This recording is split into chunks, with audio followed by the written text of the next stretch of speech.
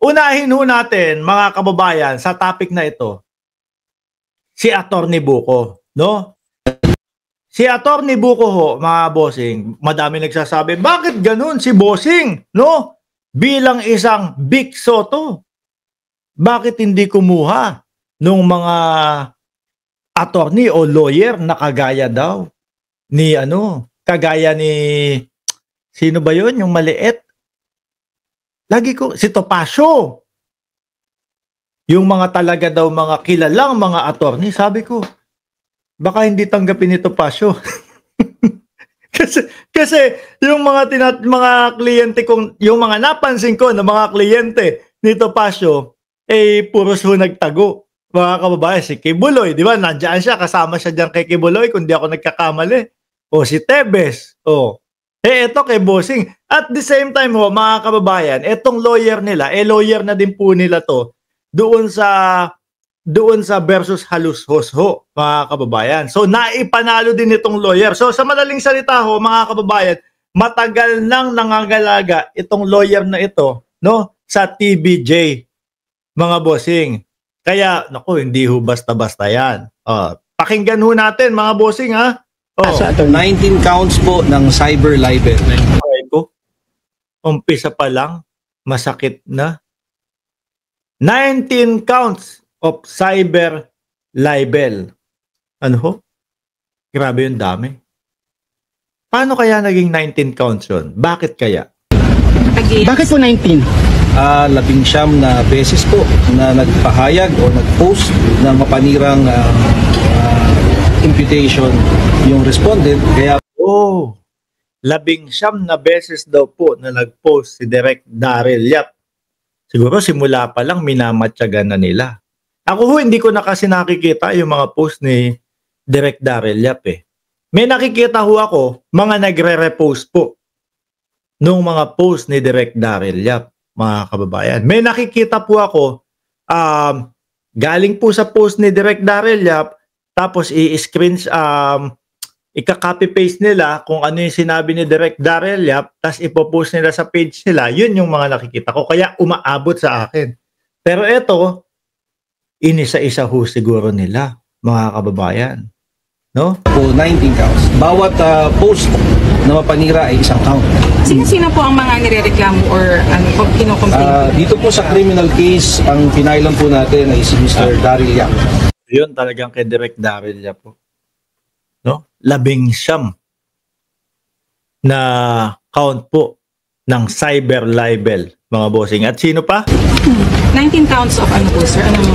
Cyber libel. So, bakit siya lang? Ang case po natin ay cyber libel, anyone who caused the publication. So siya po ang sinasabi namin nag-cause ng publication. Yan, si Direk Daryl Yap naman kasi talaga, yung nakikita ko. Nung dati nung friends pa kami, nung lumalabas pa sa newsfeed ko, yung pangalan ni Direk Daryl Yap. Siya yung talagang mahilig mag-advertise ng kanyang mga pelikula. Mahilig siyang mag-post upang malaman ng publiko na ito yung bagong pelikula, mga bossing. So siguro, simula pa lang ho, doon sa 19 counts na yun, etong kampo ni Bossing Vic, nakita ho nila. Sabi, dehado kami dito sa pinopost nito tahimik na ng buhay namin. Bigla pang may ganito. Nung mga malicious and defamatory statements. Sir, how about yung mga nag-share na? Ayan. Ayan. Yun, sabi ko sa inyo mga bossing, hindi ko na po masyadong nakikita yung mga post ni Direk Daryl Yap or hindi na dumadaan sa newsfeed ko kasi hindi na kami friends. No, ako wala naman akong galit sa kanya or whatever. Wala lang, hindi lang kami friends. Inunfriend niya ako. Ako naman po, hindi naman po big deal sa akin yun eh. No, kung sino yung may gusto sa akin na maging kaibigan ko, okay lang. Kung ayaw, okay lang din ho. Kaya ganon. No? Pero yung mga post ni Direk Daryl Yap, may nakikita ako na mga nagre-repost po nun. Pati po, mga kababayan, yung mga, yung sa Pepsi Paloma na ho, nakikita ko may mga mangilan-ngilan na mga nagre-repost nun. Ang tanong, paano kung binura na nung mga nagre-post kasi narinig nila to? Paano kung tinanggal na nung mga nagre-post kasi narinig nila to na pati pala yung nagre-post kumbaga nauna pang kasuhan o nauna pang nireklamo. Wala na din ho silang magagawa, mga bossing. Nakakalungkot man ho, wala na ho silang magagawa. Bakit? Bago pa naman po yan pumunta sa korte, bago pa naman po yan pumunta dyan, mga bossing, nakolekta na po nila yung mga ebidensya dyan. Nakolekta na po nila yung mga ebidensya dyan. Kaya kahit po magbura, mga bossing, sabit na din po sila dyan. Tuloy, atras natin konti. Sinasabi namin nag-cause ng publication ng mga malicious and defamatory statements. Sir, how about yung mga nag-share na?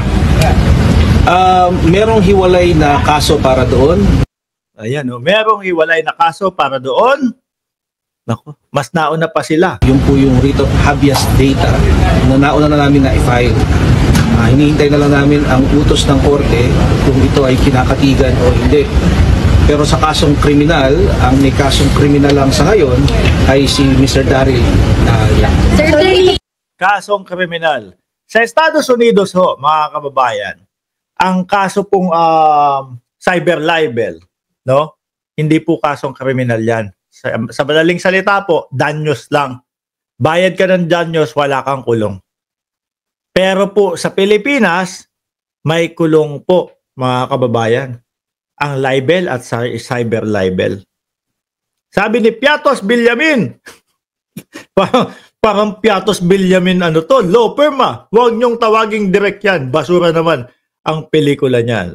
Sabi ni Virgel Valencia, dapat pati nagkakalat ng YT channel katulad ni Showbiz, Fantastic, Showbiz, Robin Sweets, etc. Chikadoro, kasuhan. Dapat yan, no? Base po doon sa sinabi ni attorney, mga kababayan, pati po yung mga nagse-share, may hiwalay na kaso. Cause ng publication ng mga malicious and defamatory statements. Sir, how about yung mga nag-share na? Merong hiwalay na kaso para doon. Yung po yung writ of habeas data na nauna na namin na i-file.